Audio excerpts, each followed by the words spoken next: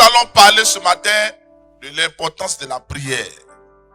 La prière, elle est importante car elle permet aux chrétiens de développer une relation personnelle avec Dieu.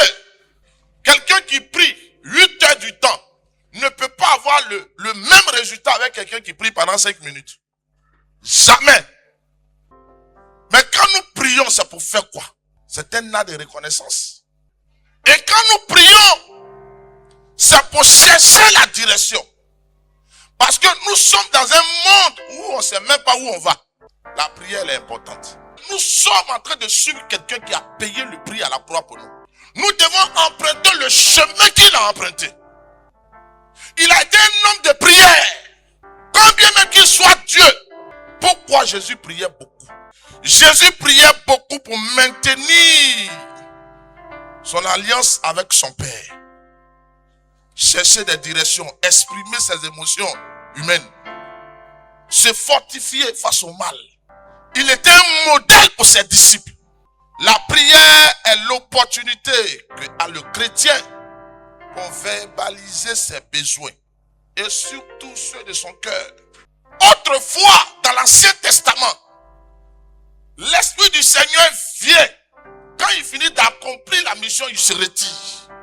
Mais aujourd'hui, l'Esprit de Dieu est en nous. Nous vivons avec l'Esprit de Dieu. Il est en permanence avec nous. Donc toi et moi, normalement nous ne devons pas échouer. La nourriture est indispensable pour notre corps. La prière fait du bien à notre esprit. La prière fait du bien à notre âme. Si vous n'avez pas une vie de prière, frères et sœurs, si vous n'accordez pas du prix à la prière, vous ne pouvez pas progresser. Pourquoi Jésus accordait tant de prix à la prière? Jésus priait pour exprimer par moments ce qu'il ressentait. À Gethsémani, Jésus prie pour chercher la volonté de Dieu et non pas sa volonté. Tu dois prier pour chercher la volonté de Dieu dans ta vie. Bien-aimé, tu veux entreprendre, tu veux faire une activité. Si tu ne pries pas là, comment tu vas réussir? Il faut donner de la place à la prière. S'il te plaît, reviens à la prière. Parce que tout ce que nous possédons aujourd'hui existe déjà dans le monde invisible. La Bible dit que Dieu nous a bénis de toutes sortes de bénédictions dans le monde céleste. Mais quand on te dit que tu es béni de toutes sortes de bénédictions dans le monde céleste, tu n'es pas n'importe qui. Mais quand tu es là, en réalité, on dit que tu as beaucoup d'argent dans le monde physique et physiquement là, tu n'as rien. Comment on va croire que tu sais le Dieu véritable?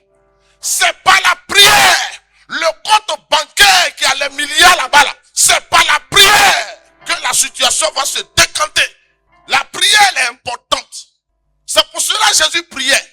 Il prie pour se ressourcer. Tu dois prier pour te ressourcer. Bien-aimé, quand on finit de travailler, il faut revenir dans la présence de Dieu. La prière nous appartient. Parce que la prière, elle est remplie de bénédictions surnaturelles.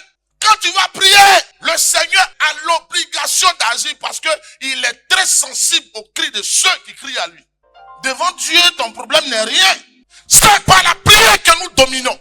Jésus priait pour donner l'exemple. Jésus priait, bien-aimé, pour ses disciples. Il priait pour ses disciples. Chers bergers, vous avez ce mandat de prier pour vos brebis. Les brebis aussi, vous avez le mandat de prier pour les bergers, pour les hommes de Dieu.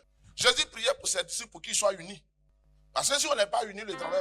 Dans Luc chapitre 18, verset 1er, Jésus rencontre une histoire aux disciples pour leur montrer ceci. Il faut toujours prier pour ne pas se décourager. Nous devons prier pour ne pas se décourager. Parce que si vous ne priez pas, les grands projets que nous avons, on va bien commencer et puis chemin faisant, on va abandonner le bon projet. Donc la prière vient nous donner de la force. La prière vient nous donner le courage. L'Église doit prier pour que